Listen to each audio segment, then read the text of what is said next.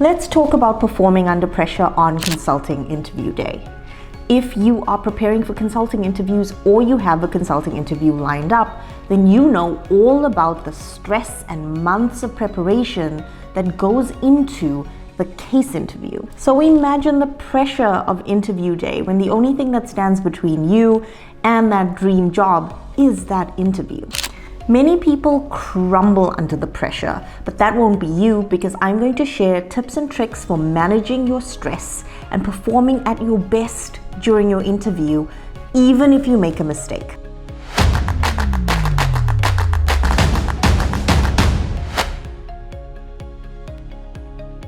I am Remona, a former McKinsey consultant and interviewer. I've interviewed over 500 candidates from top MBA programs, so I've been on both sides of the table, as a candidate and as an interviewer. I'm excited to share my top tips for a stress-free interview day with you. Most people start their interview day feeling good and optimistic. Then at any time during the day, something unexpected happens that triggers a downward spiral in performance.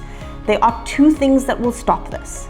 Minimize anything unexpected happening on the day and be prepared to deal with and recover from the unexpected if and when it happens. So to minimize the unexpected, ahead of your interview day, the first thing you want to do is research what to expect on the day and prepare in advance.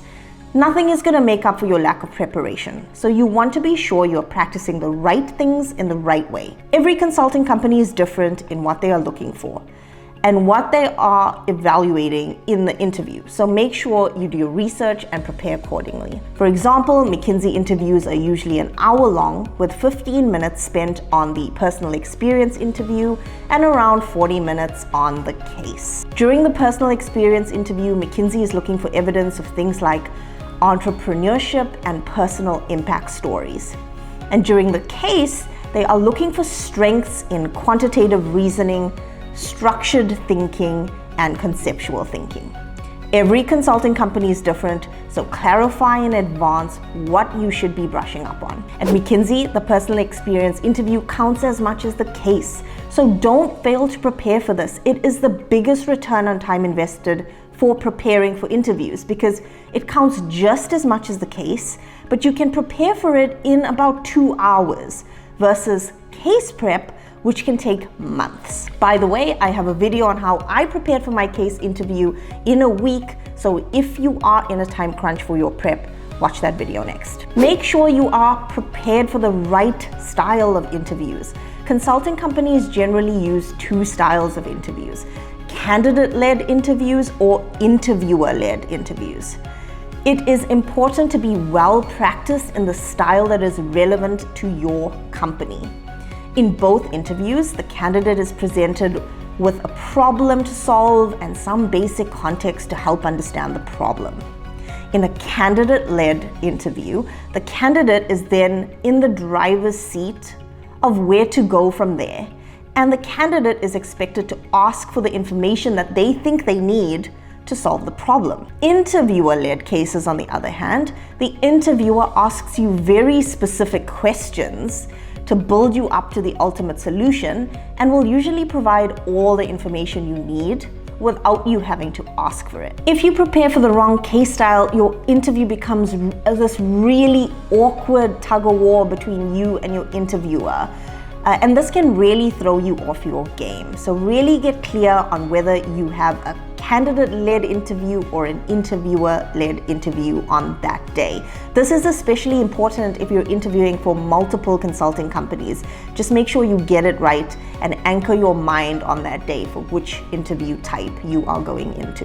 One of the most unexpected parts of the case can be the math questions. Calculators are not allowed, so make sure your mental math is sharp and you are familiar with the common equations that are tested. I talk about tips for success in math in another video, so you can check that out next. The next thing to do to reduce the unexpected in advance is to show up at your best and bring what you need on interview day. Make sure you dress appropriately. So you want to dress according to the dress code specified in your interview invitation.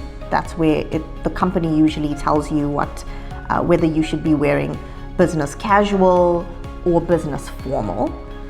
But you also want to make sure that you feel really good and really confident in what you're wearing, and also really comfortable, because very often the interviews run over a few hours and you just want to make sure that you're not pulling and tugging or sweating through anything that you're wearing on the day. Here are a few examples of business casual, and here are a few examples of business formal. When in doubt, you rather just go business formal, which is usually a suit. When packing for interview day, you want to pack with you pens, paper, a few copies of your resume, water, and snacks on the day.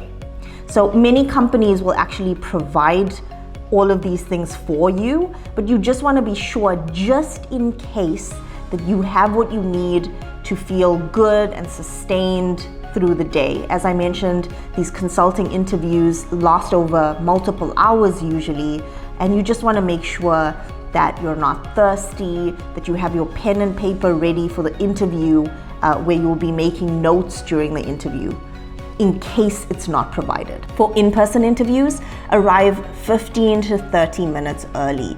I would try to do a test drive to the venue if possible, just to make sure that you're familiar with where you're going to park, how far it is from the actual venue, so that there aren't any surprises on the day. For virtual interviews, make sure that you have a quiet place set up for the interview to happen. You want to be completely undisturbed during your interview. There is nothing worse than someone walking into the room midway through your interview, or having your dog barking outside. That will just completely throw you off. The interviews are hard enough as it is, so you want to make it as easy for yourself as possible to stay in the zone and stay focused. You also want to try out the link that is sent to you for your interview in advance. The day before the interview, check that your calendar invitation has a link in it. If it doesn't, reach out and ask for it.